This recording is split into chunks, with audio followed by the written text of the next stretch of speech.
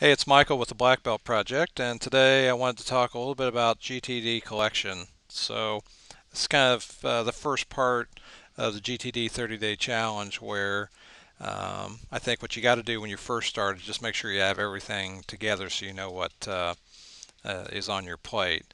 Um, what I try and do when I collect, I even recommend in this blog post that you take a piece of paper and make notes of what you do when you collect, and then that way when you're ready to collect each time, you know exactly where you need to check. So as you can see here in my blog post, one of the first things I do is just make sure I have all my mail from my mailboxes, and then I pick a nice spot to put everything and make sure I got a trash can. And sometimes I've got to do this on the road, so I might choose the hotel lobby if I need some space, or I might just do it in my room.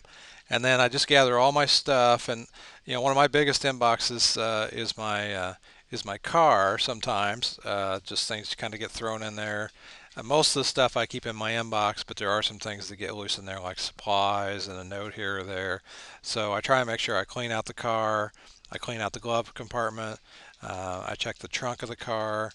Um, I get all the papers from my inbox either on my briefcase or the butler's pantry if I'm at my home office, and I make sure I have all my capture tools, and then I just kind of look around and make sure that I've got everything and I got it all collected. Now, when you first start collecting with GTD, I'm kind of in maintenance mode, so I've done a lot of the collection of a lot of the old stuff.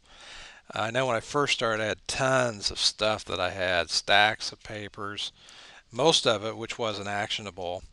But I just didn't know what to do with it. So I kind of get everything in one spot, and then I take everything out that's not actionable. So in the picture in the blog post, you can see, if you can make it out, but there's some things in there that just need to be put away. They're not really papers I need to do, and I just kind of whittle down the stack by getting all the easy stuff done. So I take everything that doesn't have anything action required, and I get it put away.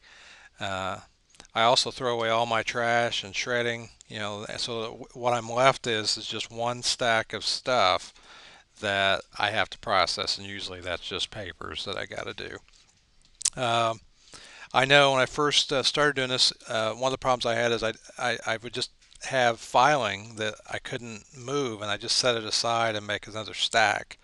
And what you got to do is make sure that you set up your A to Z reference file. You make sure that any kind of supply or reference material that you have a place for it. By doing those two things, you can get a lot of stuff out of your inbox and in its place. And if you find out that things aren't moving through your system, you got to stop what you're doing and start figuring out what you can do to make that system work for you. I know on the A to Z reference file, what I did was um, it was hard for me to decide to make folders for everything. And it really, as much as I refer to anything, I didn't really need to have folders for everything. So I just started filing by the month chronologically. And if it's really important, then I make a folder for it. So that took a lot of the thinking out. I just have 12 folders in front of my A to Z that are monthly, and then anything in January I throw in January, anything in February I throw in February. These are a lot of things like bills and statements and receipts that don't really need a folder, but you still might want to keep them. Um, Doing that helped me a lot because I got a lot of the stuff out of my system. It took away a lot of the decisions at that point, uh, and it works well for me. So that's the one modification I've made to the A to Z reference file. Um, at the end of your collection process, you should just have a stack of paper or a stack of items that you need to process. And if you've got a backlog when you first start, just make sure you get the urgent stuff out of your backlog. Make sure you got everything collected in one spot, and just over a period of time, take a little bit of it, put it in your inbox, and start getting through it. And I recommend you really start doing that during your weekly review. Use your weekly review to get the front end of your system cleaned up. And then once you start getting the front end of your system cleaned up, then start focusing on processing, and then start focusing on doing, and so on. So anyway, that's today's first post on GTD Collection, and I hope it helps. Have a great day.